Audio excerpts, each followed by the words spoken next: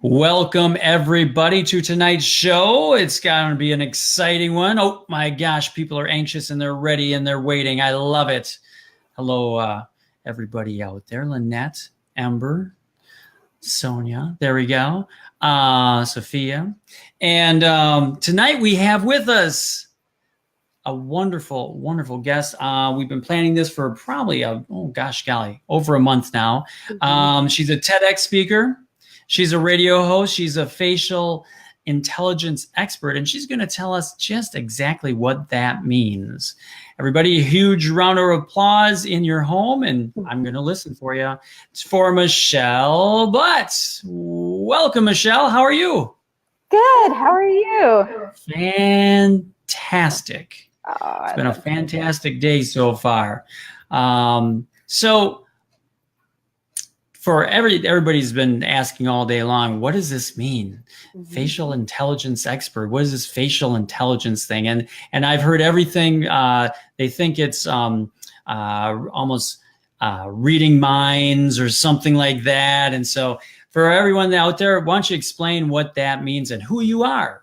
Okay. Well, thank you for having me, Dave. Oh my God, I'm trying to say my name and yours together. I love it. Let's merge. Ship name, like my kids say. Michelle Butt. So what facial intelligence really is, it's reading faces, not in the lie to me body language kind of way, but looking at features, markings, wrinkles, to understand what someone's personality and behavioral habits are like, so that you get an idea as to how to communicate and connect with them proactively. So body language comes kind of from a reactive space, reading facial cues and micro expressions. You wait for them to respond to you, and then you have to recover or change the way you would have spoken based on what their face does. But facial intelligence looks at what their face is to give you an idea as to where to start and how to continue conversations and relationships, because people's features tell you about who they are and how they want to be connected with. So if someone wanted, give us an example, like could you use this in your day-to-day relationships at work or at home? Or, I mean, what are some examples that you've experienced? Well, technically you can use it anywhere. You can use it in your personal relationships to try and understand how the other person thinks and then create a better relationship. You can use it in work. You can use it in sales. I'm a coach, so I use it a lot in working with my clients one-on-one, because most of the time people, if they're trying to change something, they know they want to change it, but they don't know necessarily why they're behaving the way they are. And oftentimes the face gives you a really good cue as to where to go, what direction to start in to figure out the underlying cause of the problem. In sales, a lot, it's really good. You can see what kind of a decision maker someone is, what things are important to them from their face, so that you can really tailor your approach and your delivery to be something that's more in alignment with what would make them say yes. Okay. So if you, what are you looking for? Or can you walk us through just an example? Yeah, absolutely. So there are two ways really to look at a face. We talk about looking at faces from a holistic point of view. So you can look at certain combinations of features to kind of get an archetypal nature of someone. So if you look at a bunch of features together and say, oh, well, that person has this kind of personality type. So you can almost do what a Myers-Briggs or another kind of personality test would do without asking people to take a test. They're just giving you the information. But you can also look at individual features to understand what that feature is telling you about specifics in terms of behavior. So want me to walk through one for you? Yeah, let's walk one through. Okay, so one that I really love to teach people about, if you don't remember anything else that we talk about today, this is going to be a really good one. So one area of the face that we all can see most of the time, even if people have bangs or hair covering, is that we can normally see eyebrows pretty well. And eyebrows tell us a lot of things about who someone is. And one of the things in particular that they tell us is what kind of a decision maker somebody is. So if, regardless of what your purpose is for using the work, whether it's a personal interaction, a business interaction, a client coach interaction, you still need people to make a decision on something. So when you're presenting your offer to someone, if they have very straight eyebrows, so for example, you have pretty straight eyebrows, so do I. Okay. Then that means that Why, thank you. You're welcome. And they're pretty full too, which is a really good thing. So that means that you and I are pretty logical decision makers. We like to see the logic of things. You need to give us step by step what the process would be in order for us to say, yeah, okay, that's a good thing for me. Does that resonate with you? Sure. Yeah. Yeah. Yeah. On a personal level, yes. Yeah. Yeah. Yeah. And so if I was presenting something to you and I was a little scattered in my approach and I didn't really make sense, then that might make you think, okay, I don't know if I'm ready to commit to this offer right now. If someone has rounded eyebrows, so their eyebrows look like rounded, regardless of the length or the thickness of them, then that's someone who takes a much more people-centered approach in their decision-making strategy. So they may value logic to a certain degree, but the yes will come from whether or not that decision is going to be good for the people that they are considering. So family, friends, the community. So rounded eyebrows won't make a decision unless it feels good for the people concerned. Okay. If someone has a peak in their eyebrows, so if it looks like an upside down V kind of, so that's really trendy in women's fashion these days, to kind of shape your eyebrows with a peak. That is someone who's a much more reactive decision maker. So they think and decide quickly. Now, if that's your natural eyebrow shape, then naturally, innately, you're good at making quick decisions. And you assess situations really fast and you act fast. If that isn't your natural shape and you shape your eyebrows that way, then you might run into some trouble, because all of a sudden you're going to start making decisions quickly, and that isn't really the way you should be processing information. So naturally for you. Yeah. So that's one way for everyone who's watching today. Now you can start noticing eyebrows and know, okay, well, if I really want to convince my husband of this thing, I need to be more logical. And especially if you have rounded eyebrows, then you're always going to be saying, well, think of what this is going to be, how this is going to help the family. And your partner doesn't think that way. Or so now you can look at yourself and how you talk and present things, and then look at who's receiving and change your stance potentially. So I never even thought about that. Now I'm going to probably get in trouble because I'm going to be looking at everybody's eyebrows. Well, that's one that's pretty easy to spot without being overtly creepy, right? Thank goodness you said facial. Look in the eyes. The eyes are here, right? So it can't get in trouble on that one.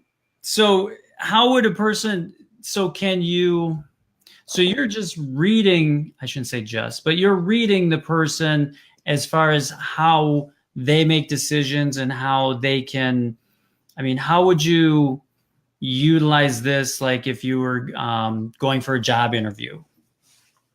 Well, that's really interesting. So if you're going for a job interview, then one thing you need to know is so take a good look at you to see how you present things, and then look at the people that you are talking to. So like I said, if I'm someone who's very people-centered in my approach to decisions and in general, then when I'm giving my explanations of why I should be the right person for the job, especially if I have rounded eyebrows, it's always going to be from this people perspective.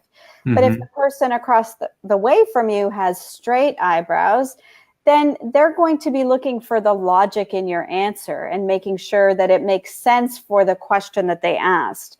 So you want to be consciously aware of making sure that even regardless of the theme, that you're going A, B, C, D, not A, 1, 3, Z, because then that's going to make them feel like, oh, this person doesn't process things the way I need to hear them to say, yeah, they're the right guy. Yeah. Boy, that makes sense. Yeah. Makes a lot of sense. So do you train people to be able to do this? I do. Yeah. So how long of a training? I mean, it sounds like it's pretty detailed that you'd have to really take. Yeah, Is this a long course or is this coaching or how do you teach this? I have two ways. I love doing trainings. So I do online group trainings. They're usually 8 to 12 weeks, depending on the depth and the theme of the coach of the class. And then I do work with people one-on-one because there's so much that you can do that your face says to help you move through and strategize approaches to business or relationships in a different way. So, yeah, there's some really interesting things. Like right now, the course that I'm running is called Stop Playing Small. So it's about learning what your face has to tell you about why you're not where you want to be, whether it's in business or relationship or wherever it is, and how you can use your features to help you get the answers that you need to move to the next level, which is really fun. Nice. Yeah. Just a quick, Lindsay has to always say hi. So hi, Lindsay.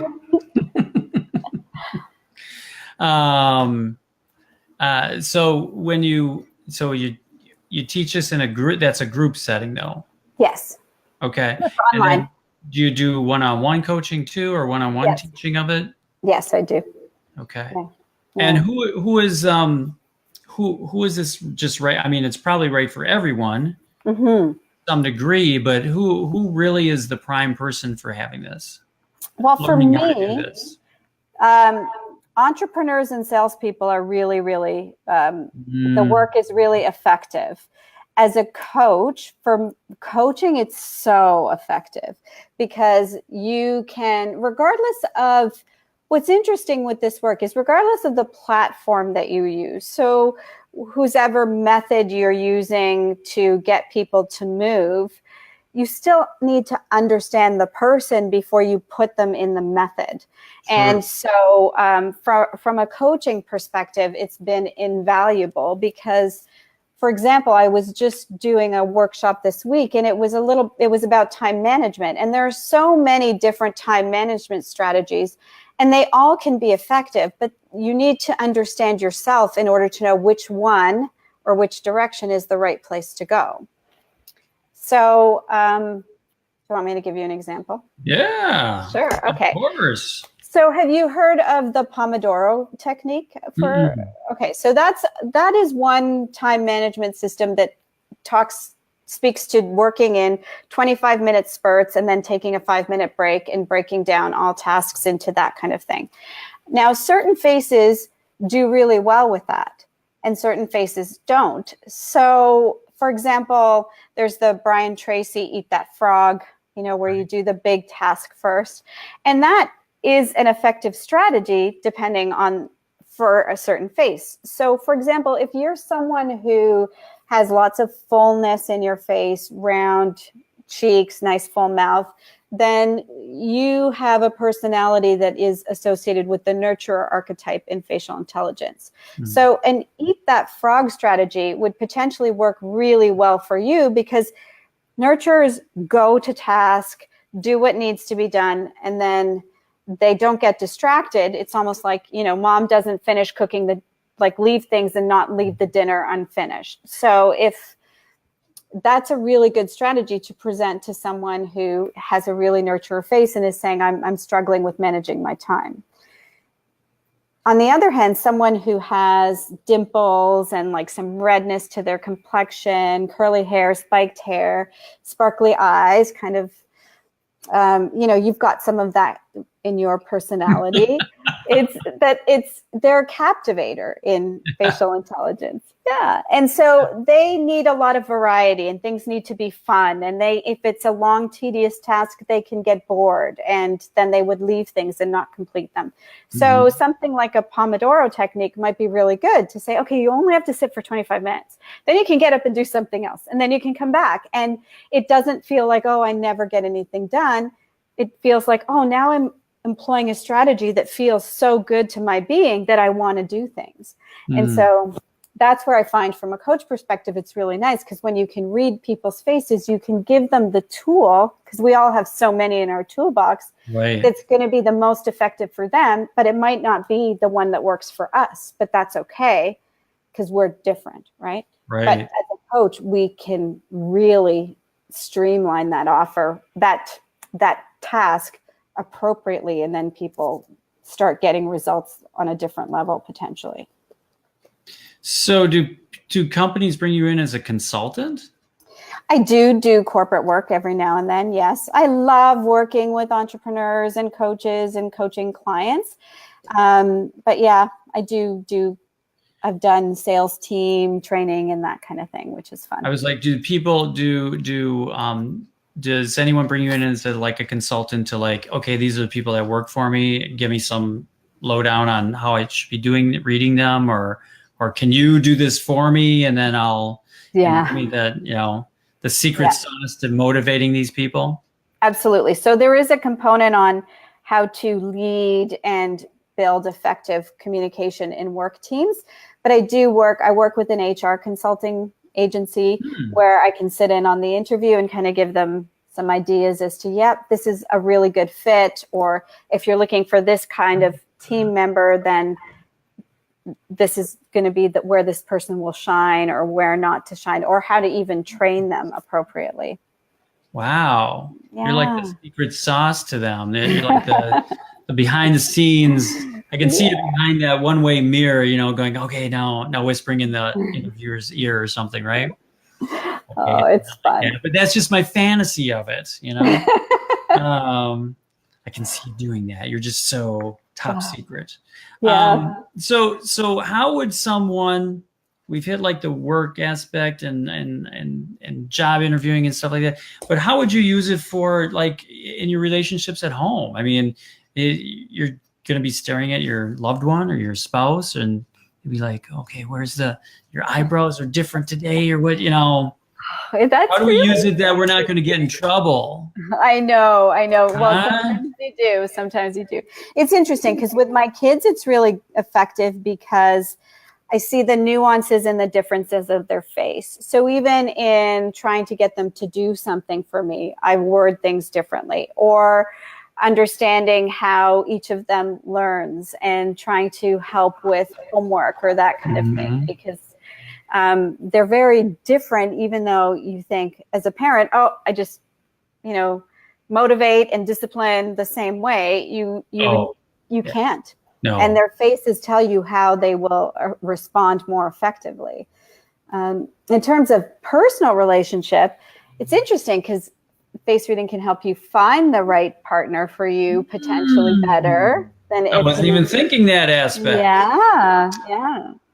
Because if you're looking for certain personality traits, you can look on those, swipe left or right more appropriately.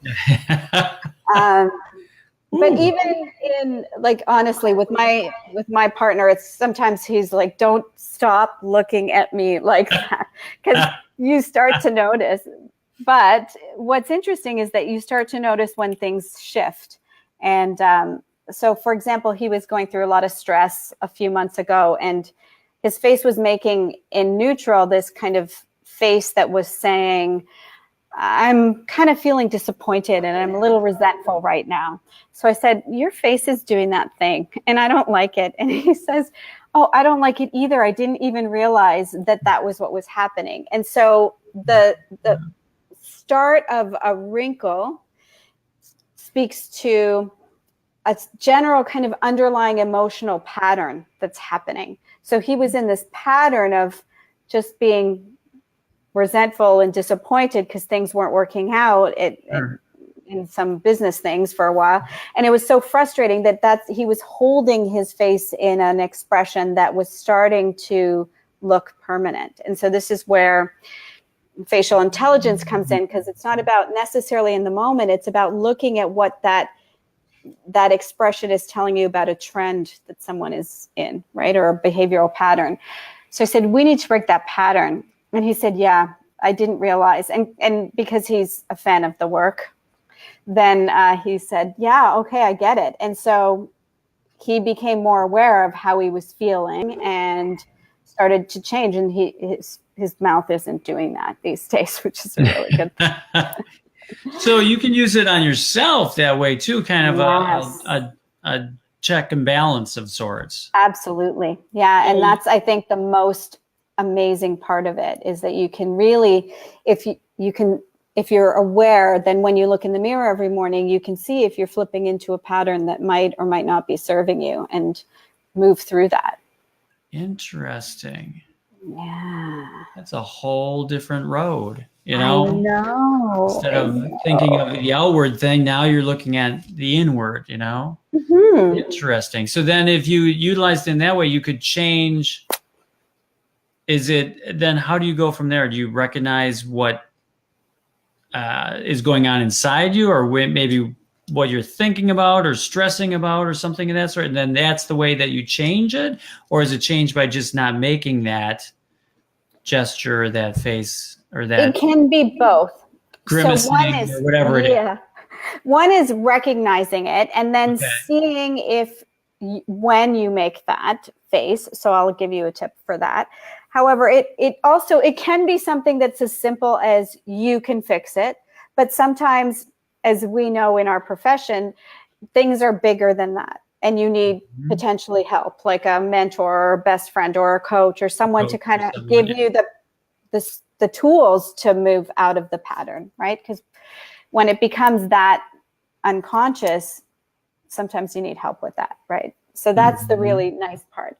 One way to identify it. So for example, if anyone has like a wrinkle on their face or a marking that they don't understand, they don't love, and that they don't understand where it's coming from. Wrinkles really are developed as a result of making an expression over and over again. That's basically it. And that expression comes as a result of thinking a thought or feeling a feeling that invokes that physical response, which is the face. So you can, instead of going to your friendly neighborhood plastic surgeon and getting Botox, what you can do is you can just take a piece of Scotch tape and put it over the place where the wrinkle is and keep it there for about half an hour. And every time you feel that tape pull, stop and think, what am I thinking about? What am I feeling right now? And then that'll give you a clue as to what's behind the pattern. And then that can be the starting point. Like, oh, maybe it is just, it's this project I'm working on. All right, when this is done, it'll go back to normal. Or maybe it's like, oh my God, every time I think of my mother, I make this face. This is bigger. This is where I need some help. So, it can be something big or it can be small, but that's one good way to start the awareness process. Wow. Yeah. Interesting. I just want to make mention to find you at facevalue.com. Yes. Is your website. So at facevalue, and it's VALU.com. Yeah. So they can all tune in there and go in there, and they can find your courses there too, right? Yeah. Yeah. Absolutely. There's one starting next week. So. Oh, what's that one? It's the Stop Playing Small. I'm running it again. So it's 8 weeks.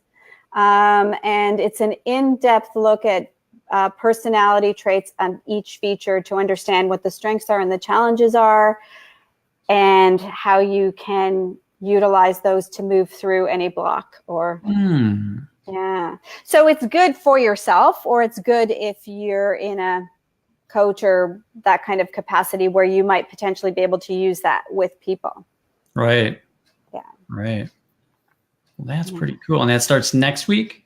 Yeah, next Wednesday. Okay. So when is the deadline for signing up for that? Deadline is Monday. Is Monday. So I will, on my Facebook page, there should be a link to the course if you want it. Okay. And if people are looking for it, then I can give it to you too. And your Facebook page, on your business Facebook page? Yes. So the Michelle Butt Facial Intelligence Expert one. Right.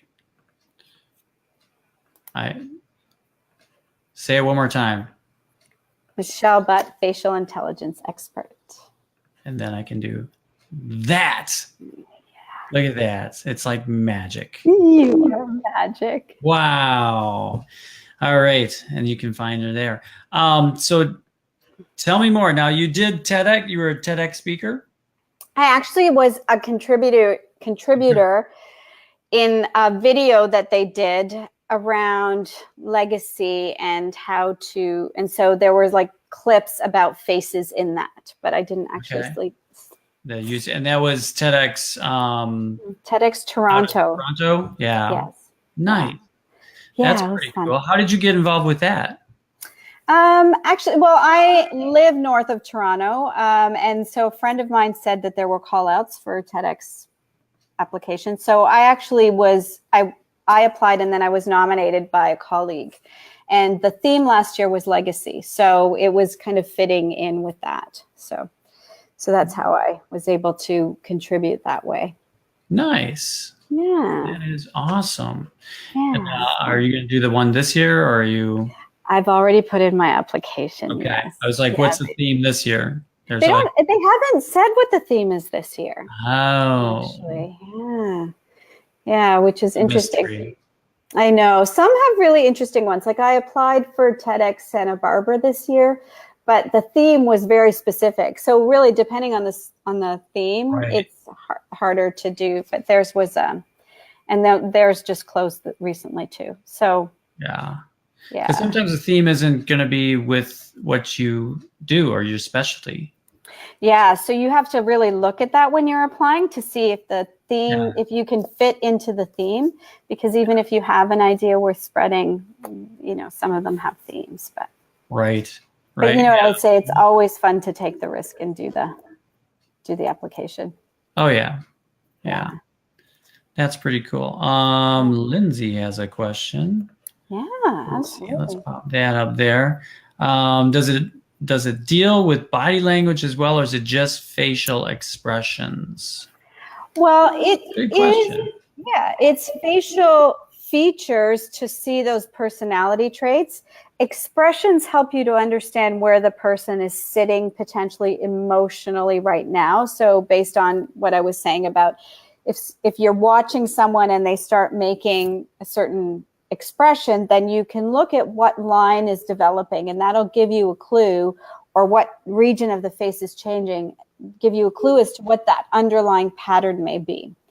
Body language, to a certain degree, in the sense that certain facial archetypes have sensitivities, energetic sensitivities, so you want to be aware of that when you are in proximity to them. So for example, someone who's very royal, which in terms of facial features would mean a prominent nose, very fine bone structure, eyebrows that sit higher on the head. So there's a lot of space between the pupils.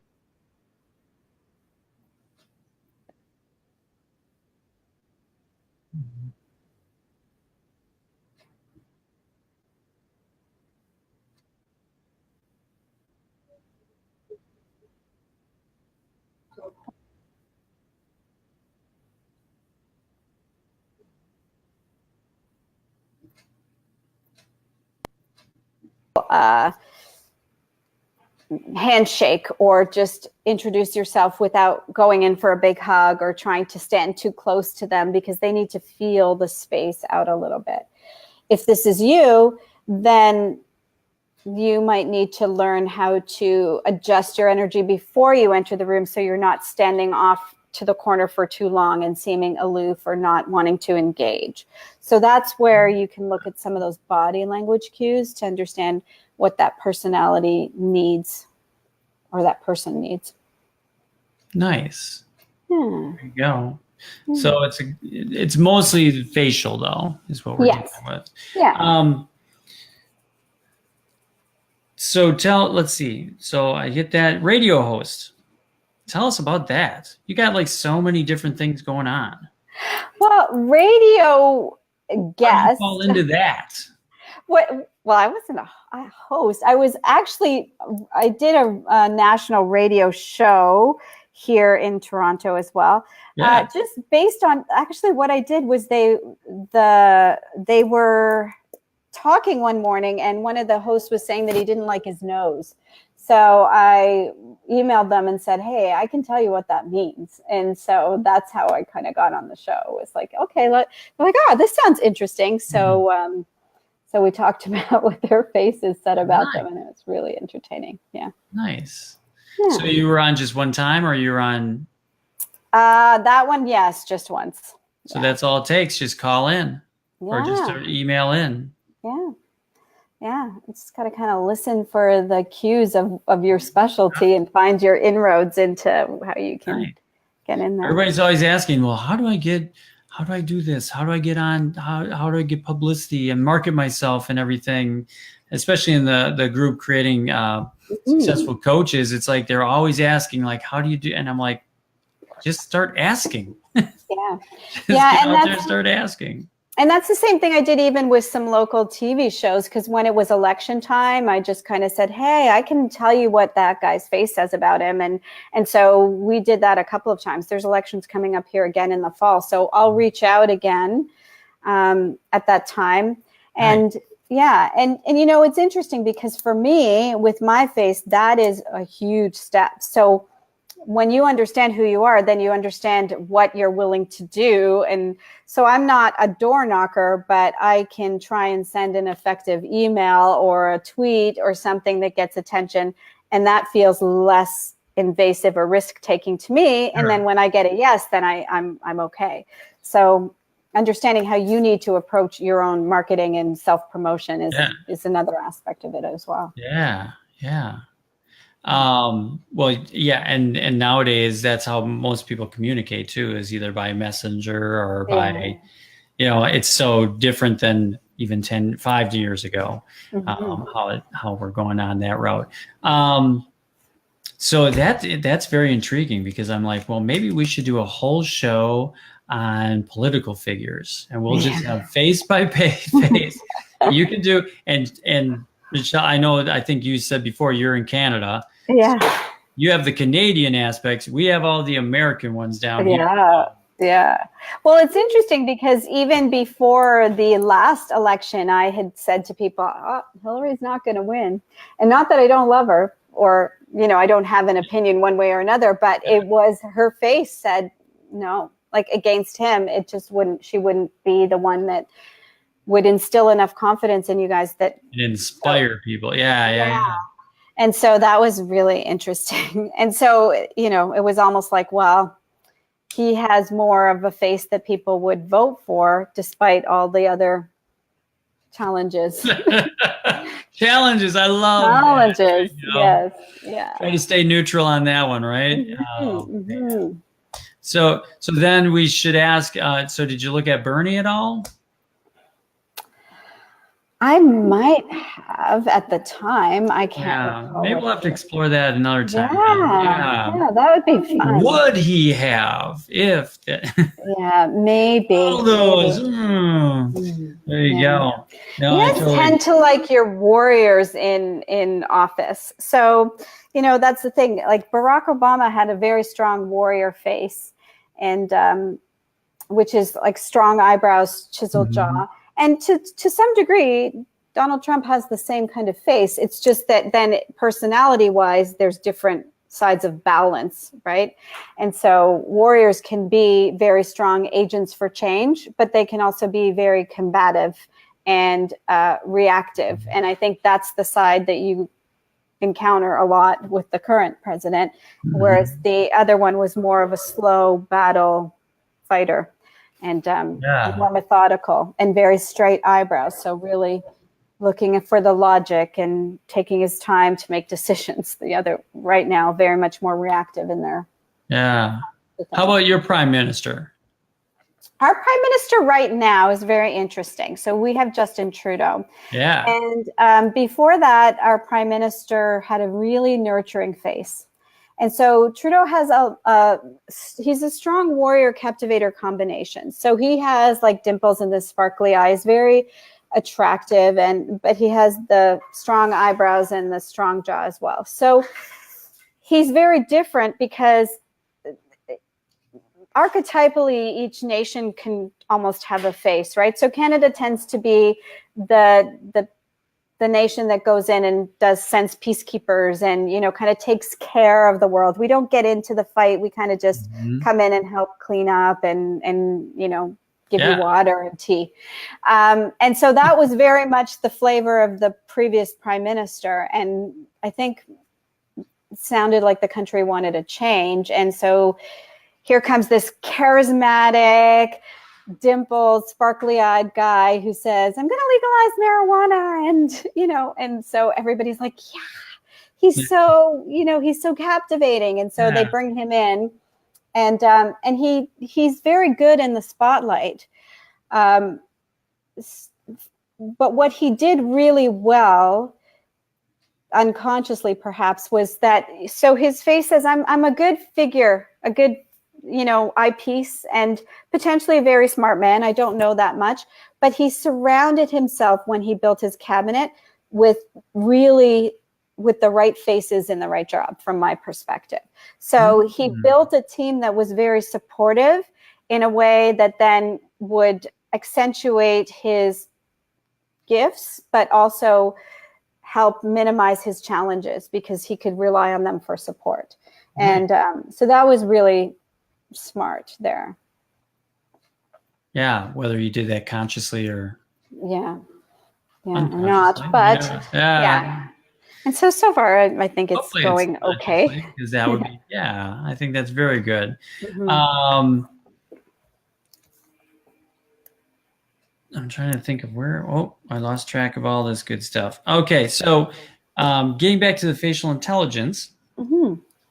So let's just give everybody a blatant example. Do me. Okay. Well, first, what I want to give you is, because I know your audience is. Or do you want to see my mugshot? No, I can do your mugshot. That would be funny. I know you would have talked your way out of that. But just because I know your community is mostly coaches, so what I wanted them to know is that really faces can give us 3 really good pieces of information. So from a coach perspective, so if you have coaches that are kind of health coaches, the original face reading really originated as a diagnostic tool for potential health issues and how to try and help with that. So there are ways to look at the face to potentially see if something might be going on with someone from a physical health perspective.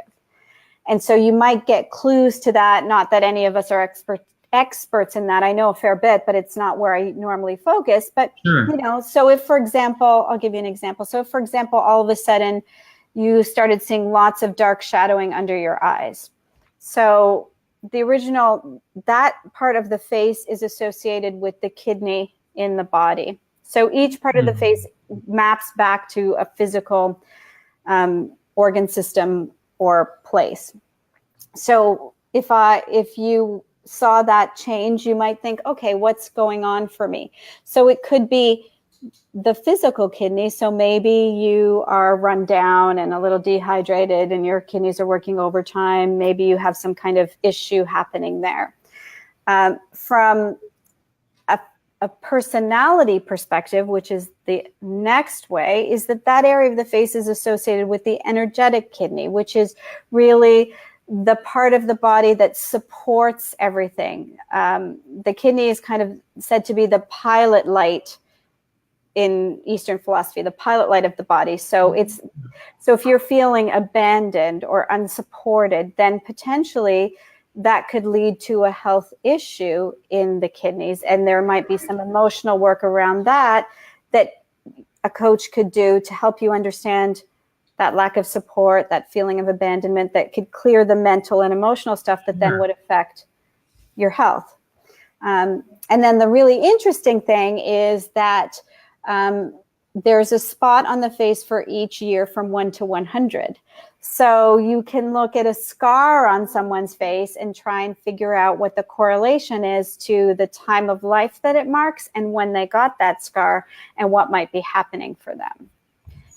So as an example, and then we can do you for sure, I was just on a webinar earlier today, and the host had a scar right here across his lip on this area of his face. And that marks age, like early 50s in terms of age. But he got the scar when he was 12. And at the time, and so this area of the face is all about nurturing energy. It's about feeling taken care of. It's about taking care of others. And the theme for the decade of the 50s in facial intelligence is all about self-care and coming back to home and family.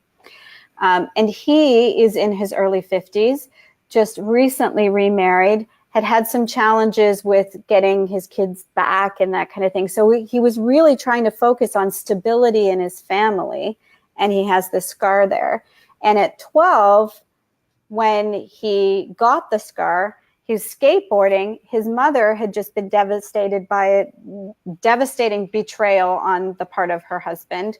He left with her best friend. And so she just completely withdrew all care to the children and lived in her own misery.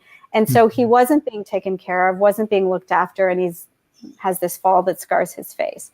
And now he's at that same trying to be a strong caregiver role in his life. So the two really talk about, oh, okay, I'm in this situation feeling like I need to take care of myself again, take care of all these people, and not feeling supported. So that's how the ages on the face can help you understand somebody's place, why things show up where they do, and that kind of thing.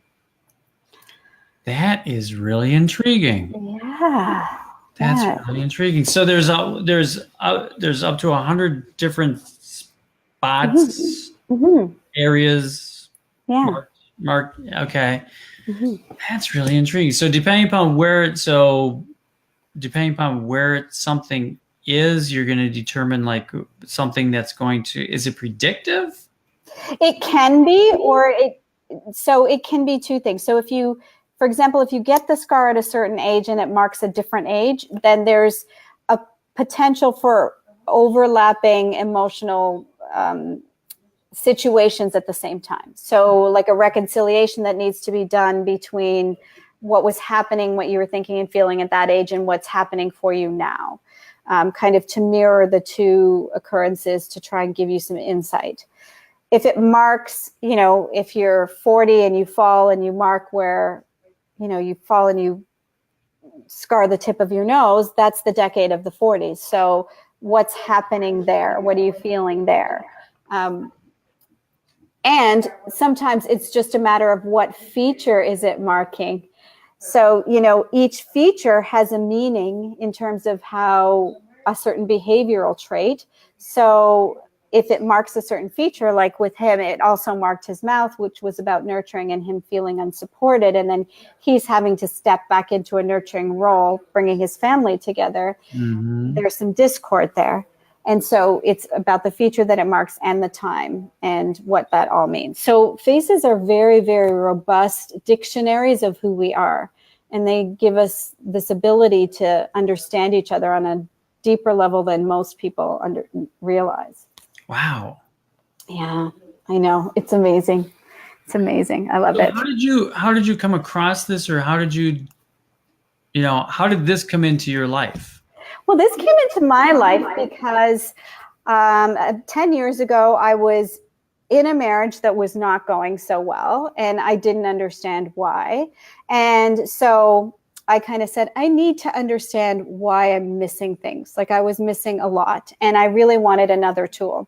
And at the same time, I had children and was off for many years and was getting back into a role as a career person. And I decided to switch into coaching rather than going back to corporate. And so I was working with clients, and sometimes I would work with them for a really long time, and then they'd still come back a month or two later and say, I'm still having the same problem. And I said, well, why are we not getting to the heart of this? So I wanted to be able to see things better. So I happened across a book on Chinese face reading. And when I read it, I thought, oh my God, this is my tool. This is how I can understand my family. This is how I had a client who I'd worked with for a long time. I went and started studying with a mentor to learn this. And the first time I saw her again, I took one look at her nose and I said, okay, that's where the problem is. And we explained the meaning and explained how she was reacting to her world, and everything changed. Like within months, she quit her job, started her own successful business, got rid of the old boyfriend, got married, and like is living so happy. So sometimes people can't really tell you what the root cause of what is happening to them is, but their face wants to tell you. Sure. And that's how I got into it. Wow. Mm-hmm. Mm-hmm. Wow. And how many years ago was that? That was 10 years ago now. Yeah. Time flies. It does fly. It does fly. So quickly. Yes. So quickly. Yeah. Wow. That is very, very cool. You never know what comes out of, for lack of a better term, tragedy. Exactly. And that when you're ready, the thing that you just need arrives. And for me, this has been one of the most reliable tools in my toolbox. And I still go back to the tools that I've been trained with. Like, you and I know the success principles, and I did NLP. I use those techniques. But this really is a beautiful platform for me to know where to start and then where to keep going and seeing things progress. Because like we said, when you look in the mirror and you see those subtle changes, you can really have a strong conscious awareness of where you're sitting every day. Wow. Yeah. Yeah, it's pretty amazing. Yeah. Love it. I love it too. Yeah. Lindsay did say you are amazing. Oh, Michelle is amazing. I flashed that up there while you were talking.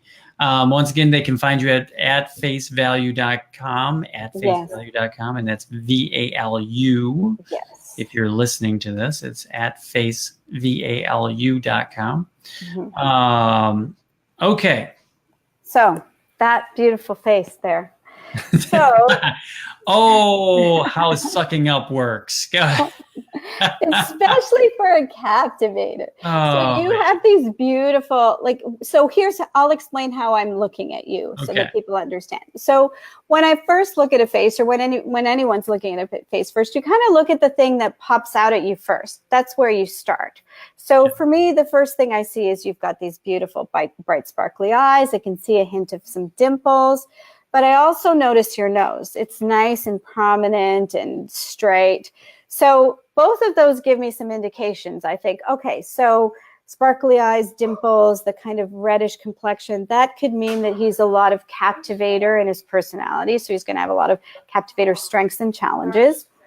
But the nose is also pretty prominent, and that could be that he has a lot of royal to him. So, but maybe not as much captivator, or maybe a nice combination. So most people archetypally are strongly 2, potentially 3 archetypes.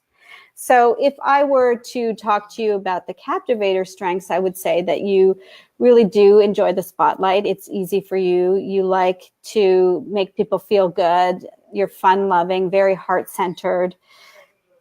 So those are kind of the captivator strengths. And it was really interesting because beforehand we were chatting a little bit, and you said, I had a long day, but they love it because I try to make as boring stuff as fun as possible.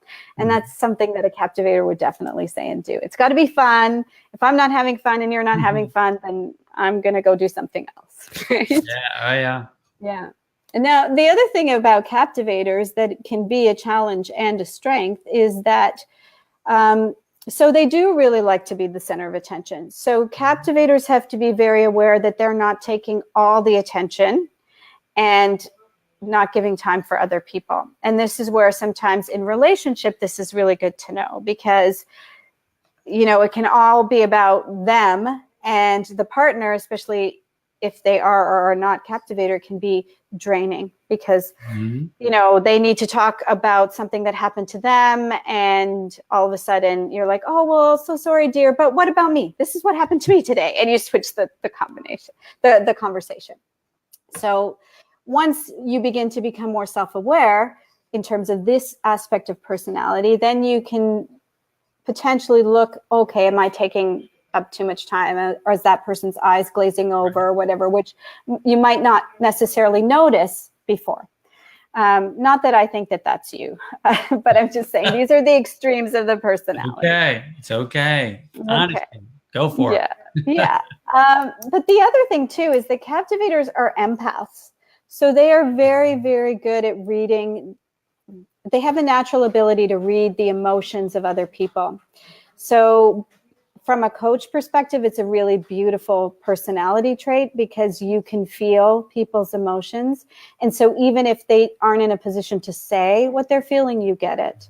And you can lead them to a place where you might help them get some relief or some healing. The one problem is that captivators can often be sponges, like energetic sponges, emotional sponges. And so if they really aren't good at putting up boundaries, then you can feel very drained at the end of the day, and you might not even realize why. So if you aren't, like most people go around not knowing that they're empathic, they just know, oh, I've left the house feeling good, and then I just interacted with 5 people and now I feel really yucky. And everybody else is feeling good because they took all their emotional stuff and they're happy. So all my positivity. Yeah. And then it's just like, what's wrong with me? And then you think you're moody, or it's, I can't go out in public without feeling bad. And it can be something that causes a lot of anxiety to captivators. So even from a coach perspective, working with clients who say, I have anxiety, looking at their face, you might begin to understand why and how to give them tools to manage their energetic boundaries in order to help some of that. So I have a feeling that you are pretty empathic. Yeah. You're very wise. Okay, good.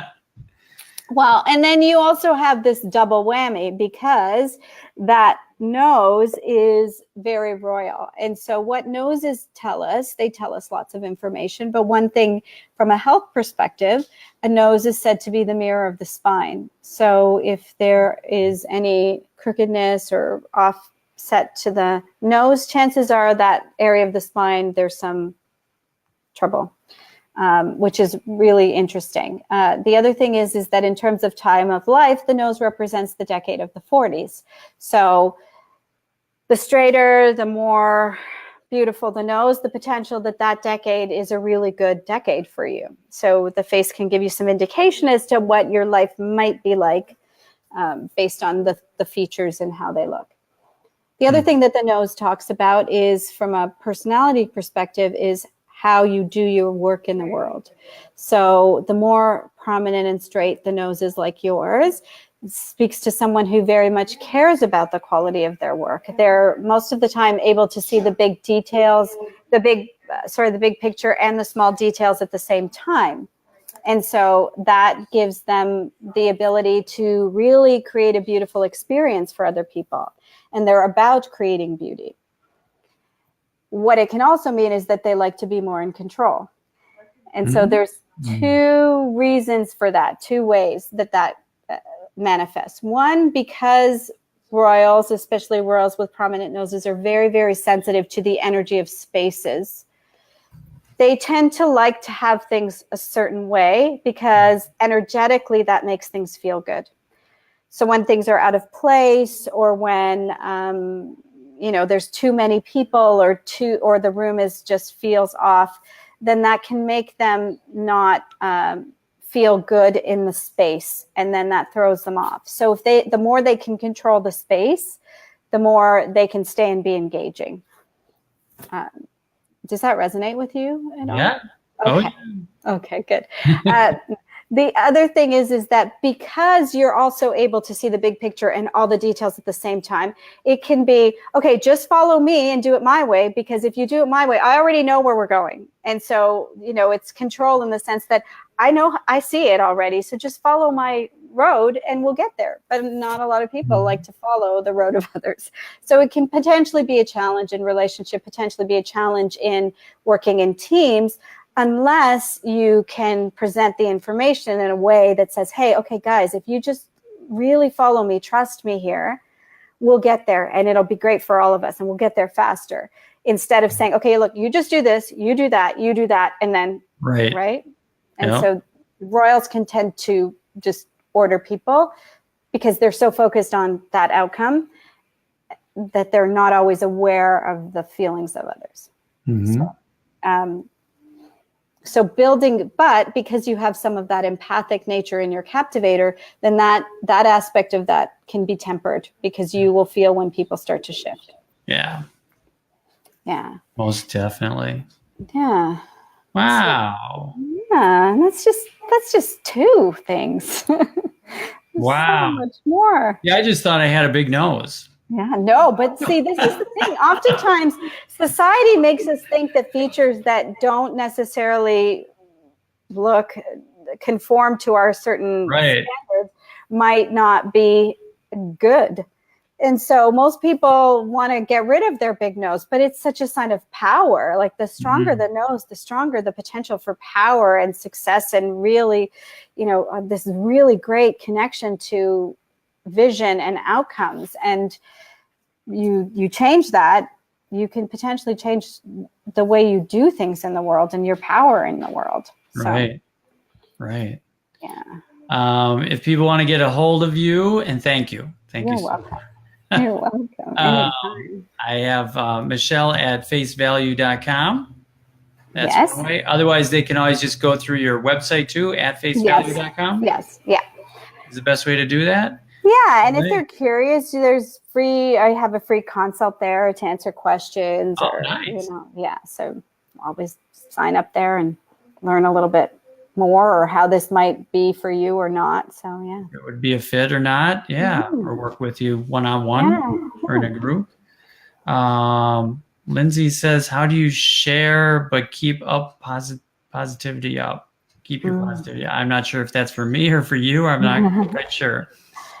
Hey, it's in my blood because my blood is B positive. So that's just there. Yeah. Well, looking at her picture, Lindsay has a fair bit of captivator in her too. So, and him. In him. Sorry. Him.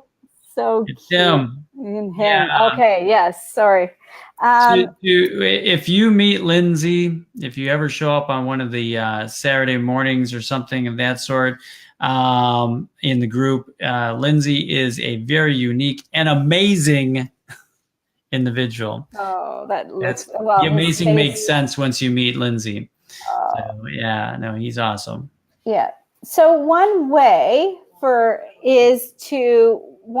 I think is one that I use just for most people is that you, as a captivator, putting up a boundary, like an energetic boundary, will be really good to help you be able to show up for people, but not take their stuff. Just recognize it and say, okay, I see you, I feel you, but I don't need to sponge it from you.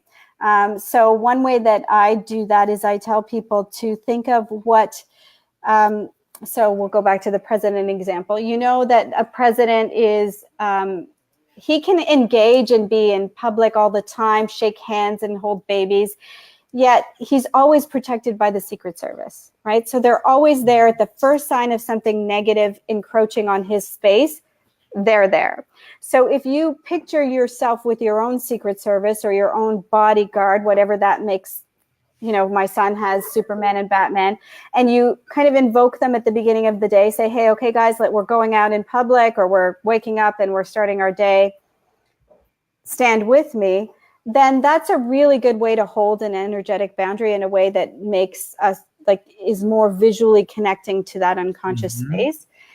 And so then you just kind of do it once, and then throughout your day, they're just there. So you can go and be engaging. And every time somebody with big negative energy comes along, that Secret Service energetic boundary is in the way to let you still shake their hand, but then walk away without taking their stuff.